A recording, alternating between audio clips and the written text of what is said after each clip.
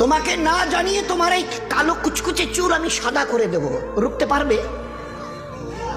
তোমার এই চোখের লাল চাহনি আমি ঝাপসা করে দেব, ঠেকাতে পারবে? তোমার এই লোহার মতো মজবুত দাঁত 32টা 16 একটা একটা করে ট্রান্সফার করিয়ে দেব, তোমার কাছে কোনো পারমিশন নেব না, ধরে রাখতে পারবে?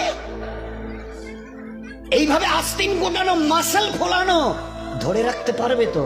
এরকম করবে না তো? এইভাবে এরকম হবে না তো?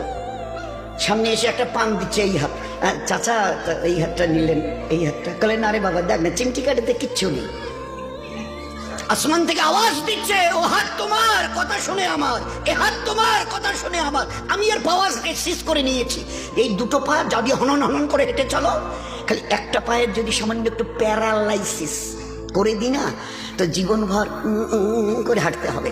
বেডরুম থেকে নিয়ে বাথরুম একদম লাগালাগি, অ্যাটাচড, আমরা বলি না অ্যাটাচড। তুই বেডরুম থেকে নেমে বাথরুম কত 4-5 হাত, বেডরুমের দেয়াল আর এই হচ্ছে বাথরুমের দেয়াল, মাঝখানে একটা দরজা, তো এখান থেকে উঠে ওই ঘর রুমটা পারবে? আছে পাওয়ার? কিসের দেমাগ তোমার? কিসের এই অহংকার তোমার? শুনুনি কোনোদিন নবীজির কাছ থেকে অহংকার, তাকাব্বুর এটা আমার চাদর, বড়াই এটা আমার চাদর, আল্লাহ বলছেন। আর আমার চাদর ধরে যে টান দেয় তার ঠিকানা কোথায়? ভাই বলেন না, সবাই কম বেশি জানেন।